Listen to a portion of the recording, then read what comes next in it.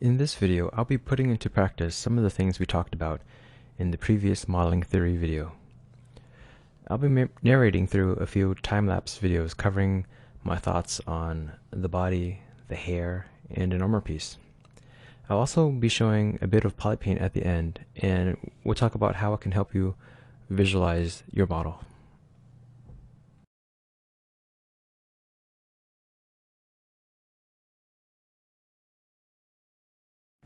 One of the reasons why I wanted to focus on making a female character for this video is because a lot of artists seem to find it more difficult than making a male character. Let's talk in greater detail about the female body. We'll be switching back and forth between this model, which I made, and a friend's model, who's not a character artist, by the way, at least not yet, who gave this to me asking for critiques, and he was kind enough to donate this to me as an example of the kinds of things that amateur character artists will start with and the kind of mistakes that they make, and then comparing it to the model that I made for the video. It's more stylized, obviously. But yeah, we'll be switching back and forth between these three, talking about the differences and what you can do to push your model. If your model is looking more like this, what you can do to make it more like this or like that. So when examining this model, there are a few things that jump out at me, but some of the good things are that the proportions aren't actually that bad. The things are generally the right size and in the right place. It's the underlying structure that is causing most of the problems for me. When you think about, if you look at the model I made, not that this is a great example of anatomy or anything, but there are more cues as to what's going on underneath the surface. There's more bones showing through, and there's a sense of things properly, or at least I hope properly, on top of each other and layering that is kind of missing here. There are some suggestions, such as the iliac crest. There's a little bit of the scapula going through, but as a whole, especially in regions such as in here, you can see that there's some hesitancy. There's nothing committed to showing what's going on underneath, and that usually comes about because there isn't enough experience or knowledge of what is actually happening there. And so when you don't have that knowledge, you kind of gloss over it, and it ends up looking kind of unsure. And it's something that even people who don't know much about the human anatomy, such as like your everyday gamer, even though they don't know what's going on underneath there either, when they see this kind of thing, they do recognize it as maybe something a little bit off. And that's just the thing about human characters, is that we all know what we look like, and we grew up looking at it ourselves and each other. So there are certain expectations that need to be met, and that's probably one of the hardest things about character art.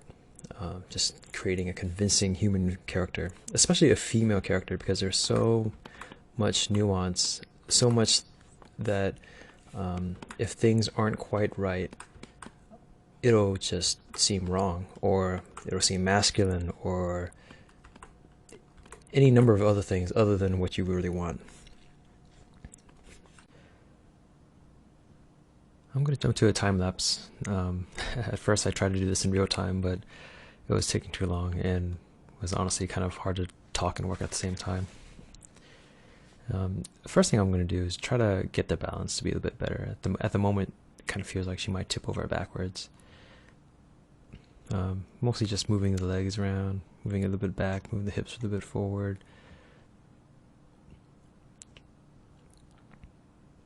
But, balance is something that it requires a lot of adjustment everywhere else too.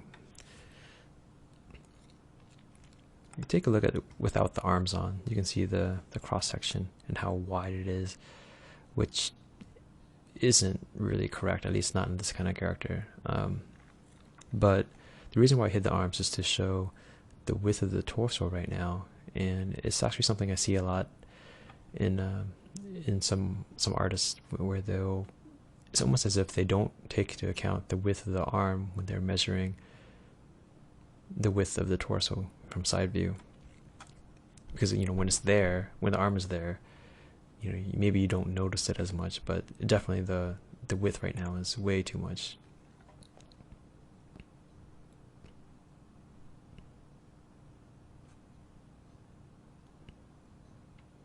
So is the butt.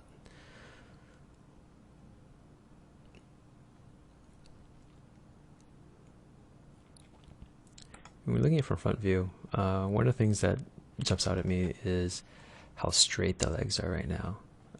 It's kind of missing a lot of the natural flow, especially on a female leg. I'm going to try to bring that back a little bit.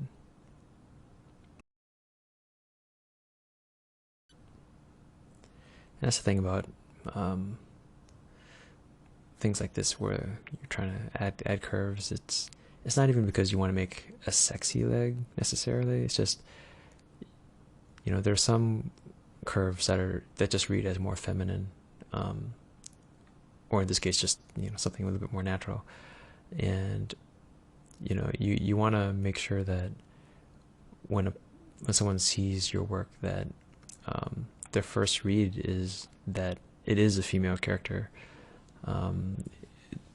A lot of times in games, especially, you only have a few moments to see a character, and then and to be able to figure out what the purpose of that character is, and is it a guy or is it a girl, what they're doing, why do they look the way they do they dress the way you would expect them to, does it inform the player of the character?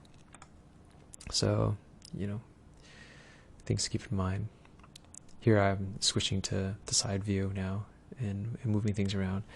It helps to jump back and forth between different views, just moving things around. And if you do it enough, where you start going around the 3/4 view and then to smaller increments in between, if you can get it looking good in all those views, then you'll be on track.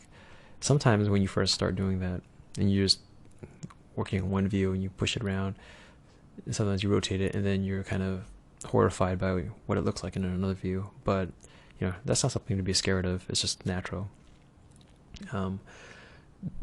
When you do that, even though it looks bad, technically you're taking a step closer to the way it should be. So if you keep making those steps forward, it's going to look fine. And here I just cut off the legs just to show the cross section as it is now. You can see it's pretty circular, pretty cylindrical. And I'm gonna adjust things to show the difference in what it probably should be closer to. There's definitely more of a taper to the front, and then a wider, almost boxy in the back. I mean, that's not accurate either, but it's getting closer. And you can do this up and down the body. Every part is going to be different. Here, you have the bone of the shin in front, and then the muscle of the calf in back. So what I'm going to do is kind of bulk out the back and narrow the front a little bit. And there, you can see that there was a taper to the shape. But I mean, you don't have to actually cut the model and look at it that way all the time. It's just something to keep in the back of your mind while you're working, imagining what this cross section looks like and what it should look like. You're adding a flat color helps me kind of ignore what's going on the inside and just focus on the silhouette. Here, for comparison, I'm just bringing up the stylized model I made, just to show the difference between how thin the ankles are here and, in reality, how it differs. You can see there's more of an exaggeration to the shapes.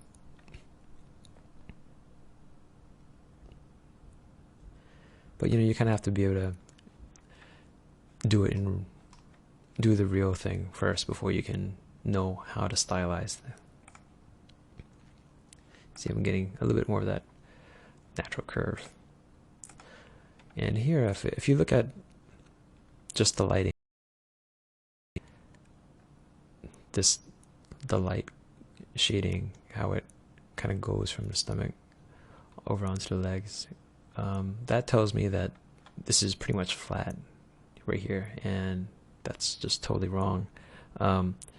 If you look at your reference, and hopefully you're working from reference, you see that on the human body, you'll never see a continuous highlight going from the stomach over onto the leg. It helps to look at things in terms of value. Sometimes just, lighter things are going towards you and up, and dark things are going back and down, after a manner of speaking.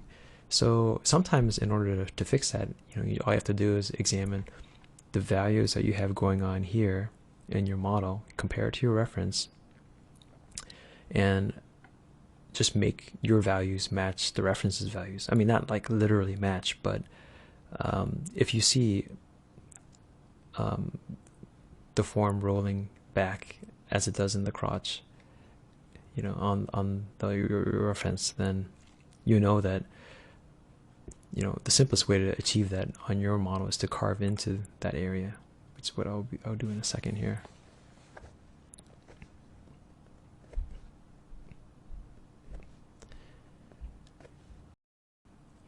Everything you do, it'll affect what you do from that point forward, and also what you had done before. So sometimes you'll make a change, and then you notice that, all of a sudden I need to fix this other thing too. And sometimes it's not even about, you find an area that looks weird, and sometimes it's not that area in particular that is the problem. It's the areas around it that's causing the problem. So just trying to figure out what you really need to change on the model. Just a matter of experience, trying things out.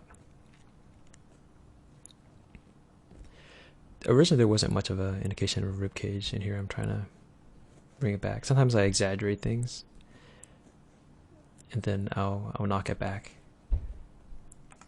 Another common thing I see a lot on models is how wide or how low the armpit is sometimes. And if you look at yourself or any other real reference, you'll see that it's not that wide in the back. I think that's just another weird psychological trick that we play on ourselves when we're creating models.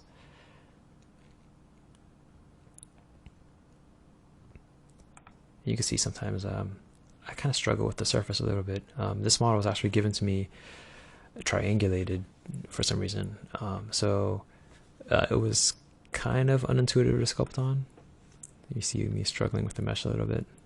That's why I couldn't use some of the things I normally do, but that's okay. It's better to show adjusting this mesh than to start from scratch.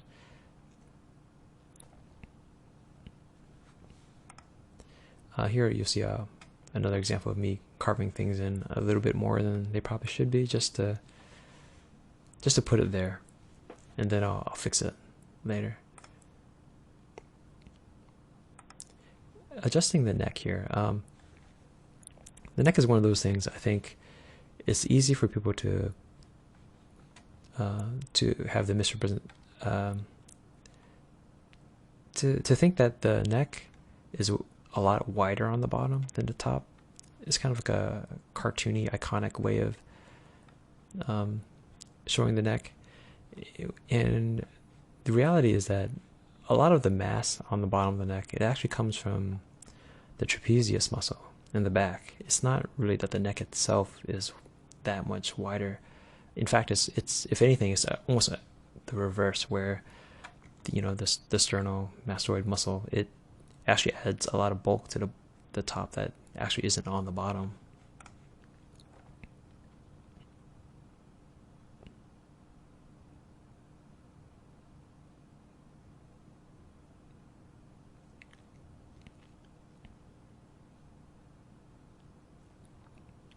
Right here, this is one of the first things I did on the face, and I'm gonna go back and forth on the face quite a bit during this time lapse, but you can see that I'm trying to fill in this space. One of the common things that people do on female models that makes them not look as good as they could be is defining this fold a little bit too strongly.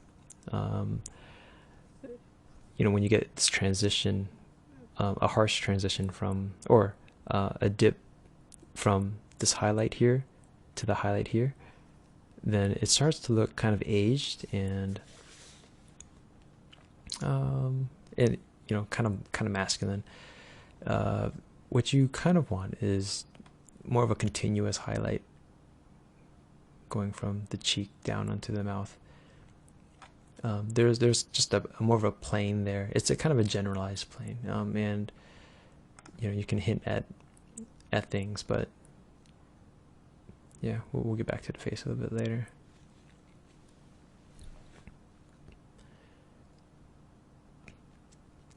It's one of the things about modeling on a body that was given to you is sometimes I don't feel like moving things that are already there because for whatever reason it's just a mental block, like, okay, well, this was there for a reason, when in fact I should just kind of wipe things, which is why I like to work from a simplified base mesh, so I don't feel like I'm tied down to anything like that. And here you can see I added this depression here, and it's another thing that I think is pretty important and is often overlooked.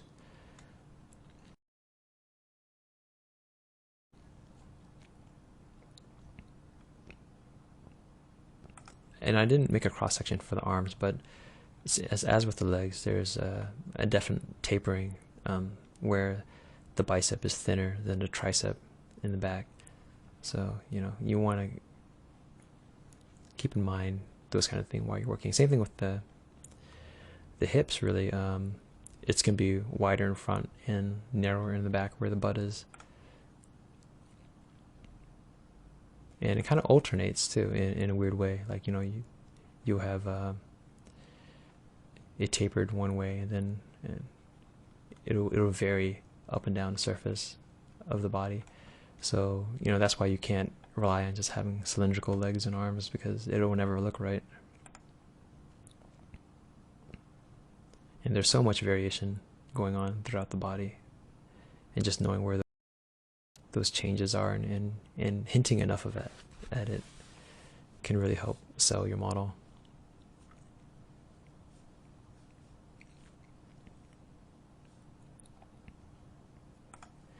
And here I'm pushing the collarbone back. This is something that I used to make mistakes with a lot, is creating like a shelf here, when in fact this transition is a lot more gradual. Moving the arms back, trying to get it to look a bit more at rest.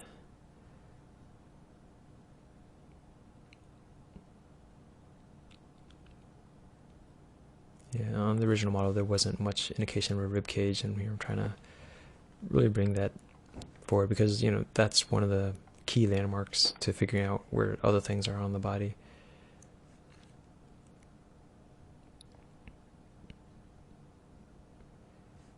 And here I'm trying to create a certain shape to the leg here. It's you can see the highlight here. It suggests that it's not quite as round as sometimes we think they might be.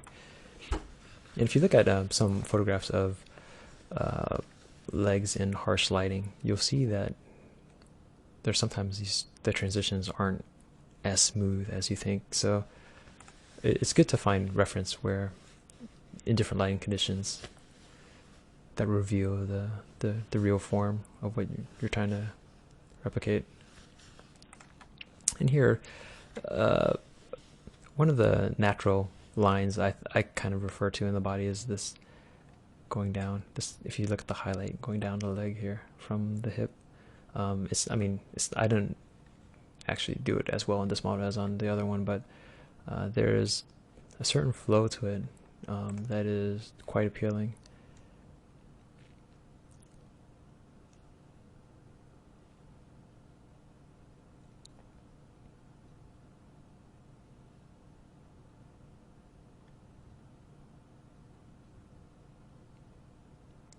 You're gonna try to address the butt area here. I think there's a tendency for us to think of the butt as like this, a roundness, almost like it overhangs on top of the leg, which it kind of does, but the way the muscles flow, it actually goes down the leg here.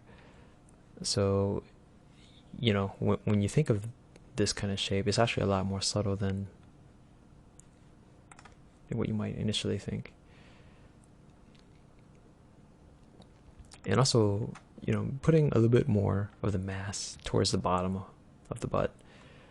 Same thing with things like breasts. You know, you want a feeling of weight, of it settling a little bit more. You don't want it to be just a sphere, because that looks like it's kind of defying gravity and it doesn't look natural.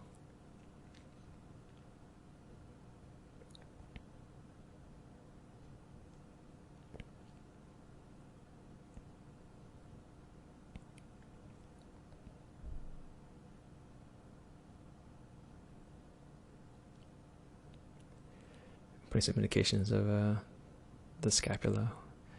I'm going to have to adjust that quite a bit going forward here.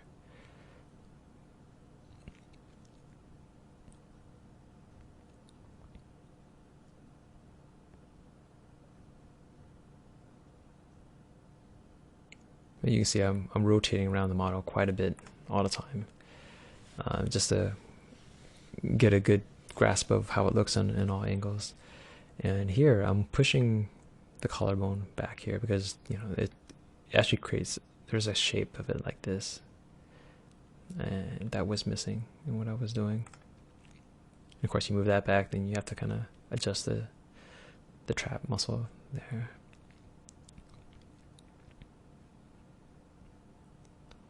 More indications of musculature on the shoulders.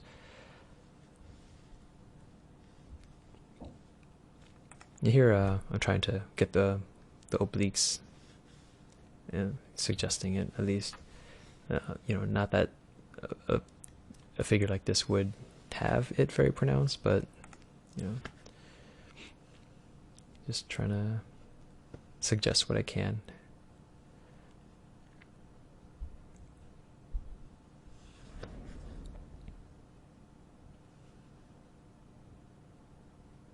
And here I'm trying to fill in this shape here. I remember coming across an image where the highlight here was actually a lot stronger than I would have expected it to be. And, you know, that just tells me that all this time I've been kind of recessing this area a lot more than I should have been.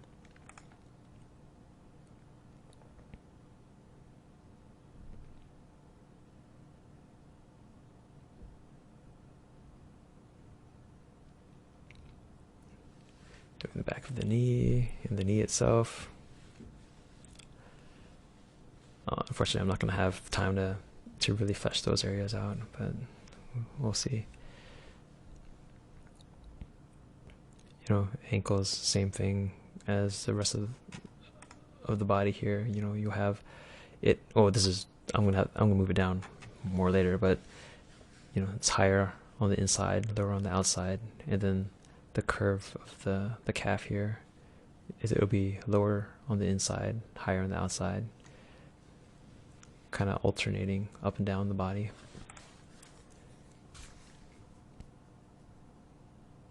The legs, or the feet, I mean, were kind of in a weird state before. They were kind of in something in between being flat on the ground and kind of high heel.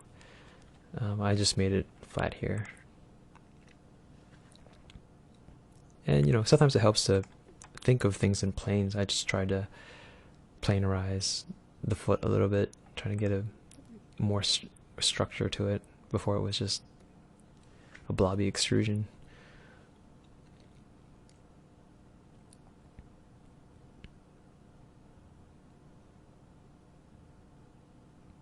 And again, you know, if you see me kind of noodling around like that, it's just mostly because I'm trying to get the highlight to show up in a certain way. Things that I remember from reference images, and you know, when you rotate around your model, you want the light to fall across the surface a certain way.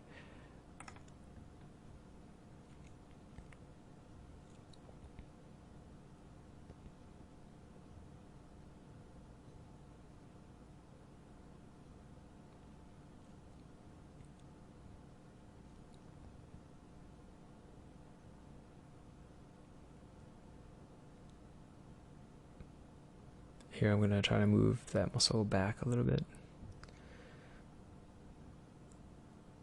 It was a little bit too bright from front view, which tells me that it was too far forward. I think the highlight when I first started out was almost as bright as the kneecap, which, you know, it shouldn't be.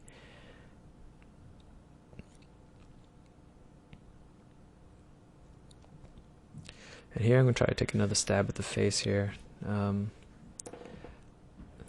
Again, you know, there were already a lot of defined features when I got this model, and a lot of times I just find it easier if I had just wiped it out and started from scratch, but I'll see what I can do to try to adjust what I have here. You can see what I did there is another very common thing I see is having the head, if you look at it from top view, almost too circular or almost too blocky. If you look at a skull, the front of the skull is a lot more narrow, well, not a lot, but it is more narrow than the back of the skull. And the face in general is a lot more narrow than you might think. The distance between here, the plane here, I mean, you know, it doesn't extend, the face doesn't extend out to the side there. It's more inwards.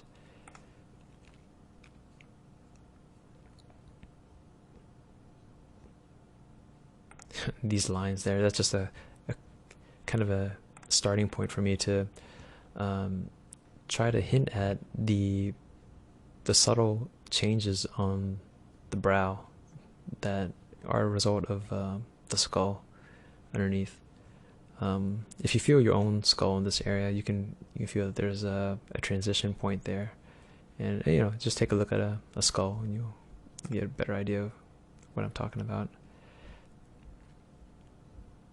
But definitely don't just have it flat across as a single plane, because that's not how it works.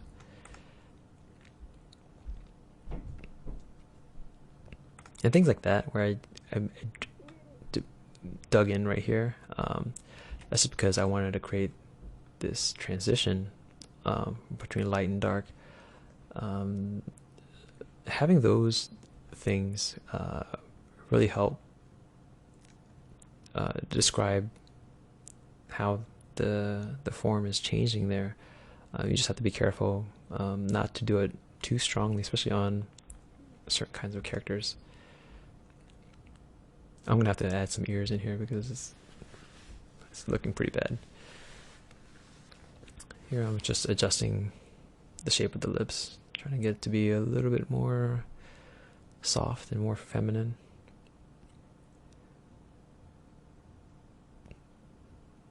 And I end up making a stupid smile. I'm gonna have to adjust that.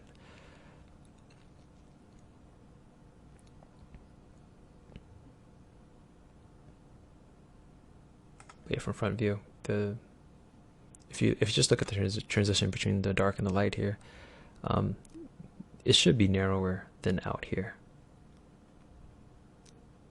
See where the line is.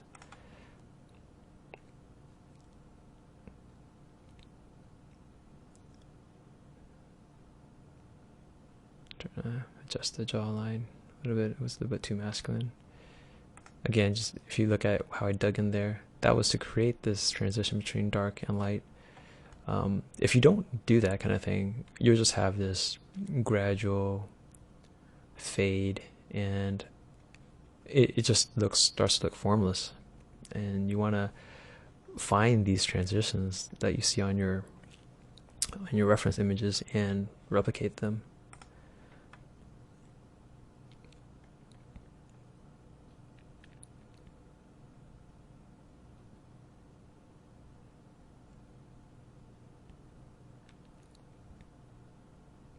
Yeah, you can see I'm really struggling trying to save this face. And finally adding some ears. It's hard to underestimate or overstate the importance of things like ears, because it's like trying to make a face without the nose or the eyes. It's a landmark feature, and you need that in there to help you judge things and just have things look more accurate.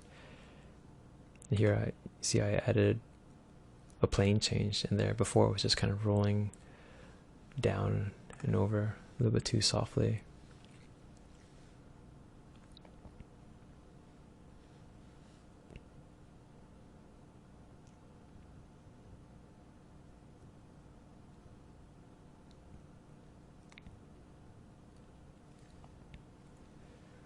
Just revisiting some areas that are still bothering me.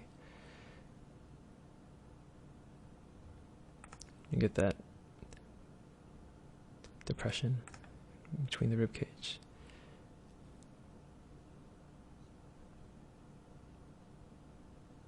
And of course, the belly button, probably something I should have added a long time ago.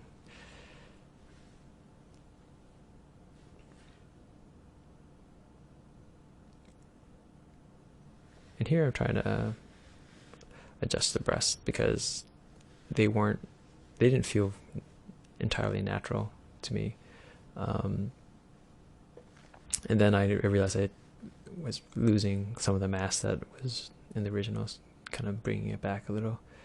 But still trying to have it feel like they are resting on the body more than they were before. And again, that's a lot of that is just where are you putting that mass, centering it around the contact points, where it would settle more, helps a lot.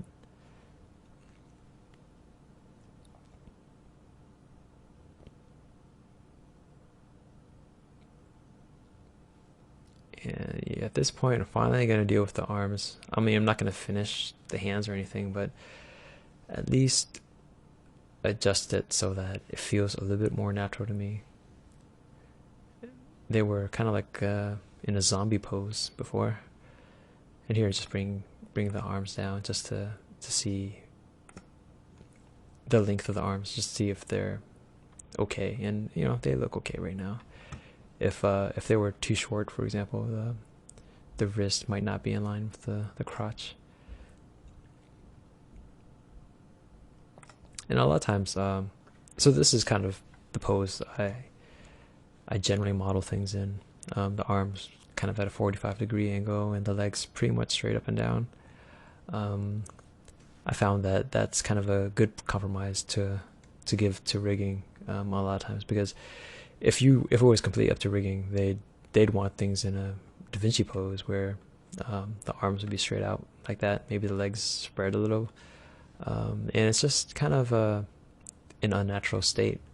Um, a lot of riggers also want to get rid of a lot of the natural curves in the body, because that's something that can be added by animation, but it's difficult to model like that without any kind of natural curves. And there's a fear from a lot of modelers that if it's not put into the model at the beginning, it might not ever be communicated, even in the animation. And sometimes you see that in some games where the shoulders look really sticking out too far because they didn't really compensate for it. They modeled the arms out, and then when they bend it down, the shoulders are still up. I mean, there are things that can be addressed, but sometimes finding something that works in the middle for all departments is nice. But that varies depending on where you work and who you're working with. Here you can see that sometimes I look at things at an extreme angle, kind of like looking down here, because you can see how the shape isn't correct here, and I'll just kind of clay build up it and smooth it out.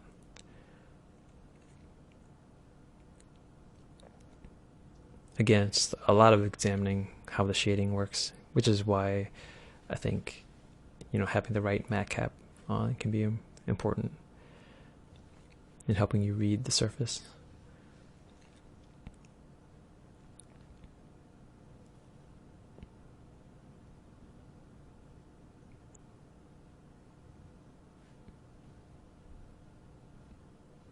Yeah, you can see I tweak this silhouette quite a bit, and sometimes I do it wrong, and I'll have to go back and change things.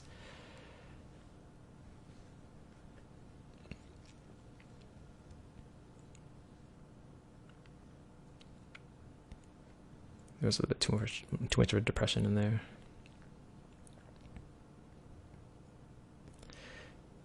Here, I'm trying to get more of a transition between the slope of the rib cage there, because what you don't want to do is just have it simply depressed like this. So, you want to have a sensation of that and like that, more of a acute angle, I guess might describe it as. When things are just kind of going like this, it just ends up looking formless, or as if it's wrapped up in a bag or something.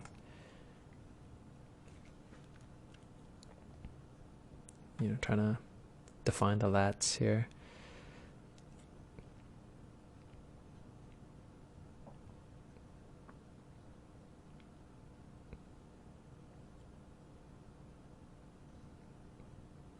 Yeah, I kind of pulled the brow ridge back a little bit because having such a pronounced brow was kind of masculine to me.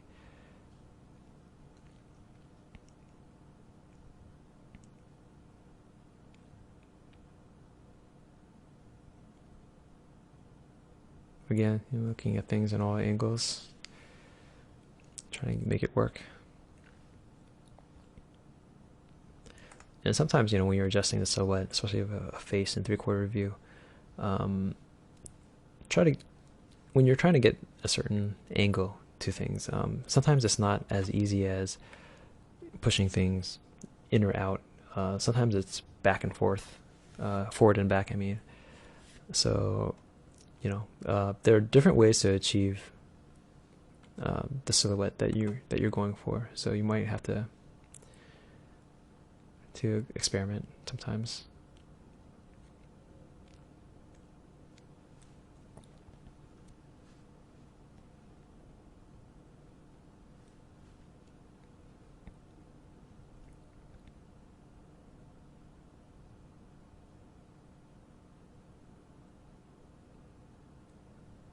Yeah, in this case, I'm not really trying to make it look like any particular person, and that was probably a mistake. I probably should be looking at some kind of reference.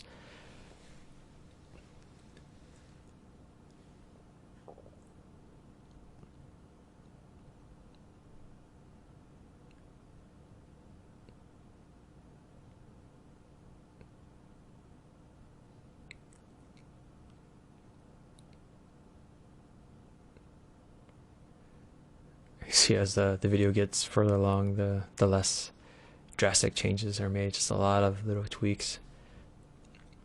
And here, right here, you can see what I'm trying to do is make the butt cheeks look like they are closer together and in contact with each other. And same thing with doing things like cleavage. It can be really difficult to do in ZBrush because most of the tools, once you get to the center line, they kind of hit a wall and they don't want to go beyond. So what I do is I'll use the inflate brush because that'll kind of it'll ignore that middle line. Shoulders were a little wide, pushing things back in.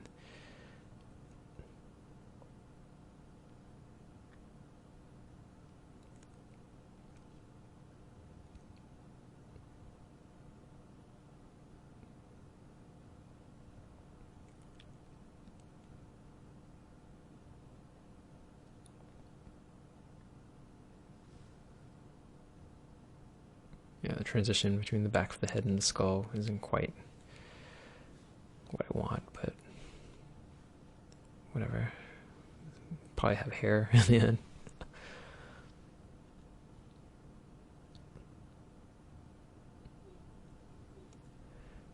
Here I'm trying to adjust the features of the face a little bit more. I do think there's a strong tendency to have the face be too big on the head. So here I'll just kind of pinch it down a little bit, just to try to shrink it.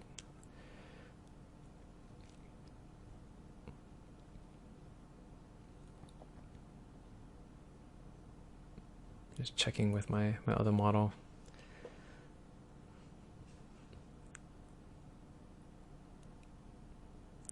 And you can see I just reduced the mass of the lower legs a little bit more, just trying to get more of a hierarchy between, you know, the thickness of the leg up here and having it tapered down.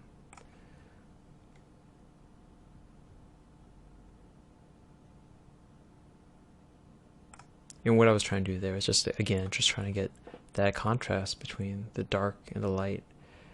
A harsh contrast would suggest more of that kind of shape. So, you know, you want to look for that, and when you see it, you definitely want to try to convey that. If you look at the darkest parts on a photograph of your reference image, you'll see that there are certain parts of the body where it's more clear, and you want to make sure that on your model that they are just as clear. In this case, I didn't quite get to all the parts. There are some parts of the knee that could use a bit more contrast as well that I don't really get to in this video.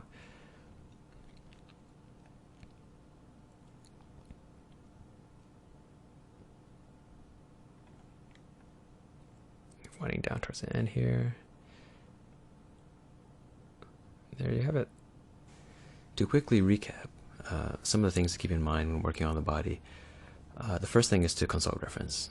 Don't rely on what you think you know. Reference will keep you honest, and it will remind you of all the things that you might overlook. I think even if you are very experienced, it's not a good idea to rely on your memory, because a lot of times what we recall is simplified, and at least for me, a lot of the nuances and the subtlety on the body they all come from things that I kind of notice in my references. No matter how many times I do this, I feel like every time I do it again, there's always going to be something that I don't think of when I'm working on a model that can only be properly conveyed with the observation of references. And all the subsequent points I'm going to make here can really go back to this first one of consulting references.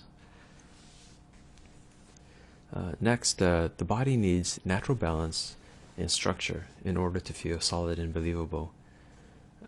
And I think, when we're working with digital sculpting, one of the good things, but also one of the bad things, is that there's no gravity that we're fighting against. You have to impart a lot of the sense of weight yourself, And a lot of that has to do with how you distribute your masses and how you balance the different shapes on top of each other to make it look like the model is actually resting in a believable way. Forms first.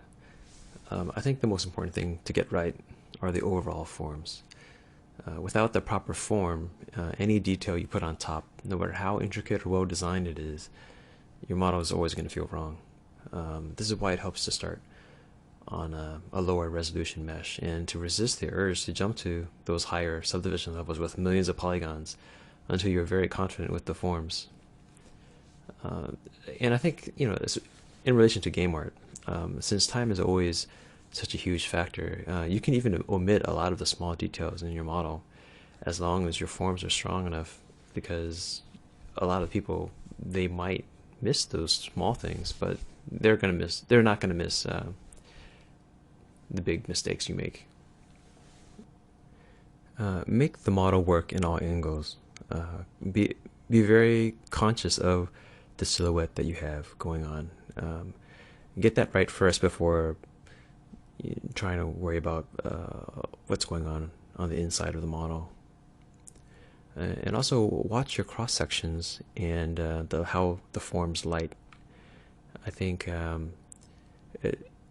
this is related to a lot of the things that we just mentioned, and especially with lighting, it's noticing those areas of contrast in your reference and in those areas of rest, and how they compare with each other and how they should be represented on your model as well. Be sensitive to the natural rhythms and flows to the body. Not only will this help you achieve a more natural representation of your subject, but it can help you emphasize feminine characteristics versus masculine ones. Exaggerate and idealize. Sometimes you need to exaggerate something on your model in order to make it actually closer to reality. I think there's a natural tendency for a lot of artists, including myself, to be conservative with our strokes. Some things are often much more pronounced than what we initially think, and some other parts are much more subtle than what we think. So just finding that proper range of how to push the forms is really important. And even when working on realistic characters, I think you're always going to need a little bit of idealism in your models. You want it to be perfectly clear from a visual standpoint what the character is all about. And you can even see this in action when you consider how a lot of movies cast their characters. It's almost like finding the most extreme representation where you want, a pretty woman to not just be pretty but beautiful, and a villain to not just look unpleasant, but you want them to look really evil. And comic relief characters, they should be just as goofy looking as their personalities are.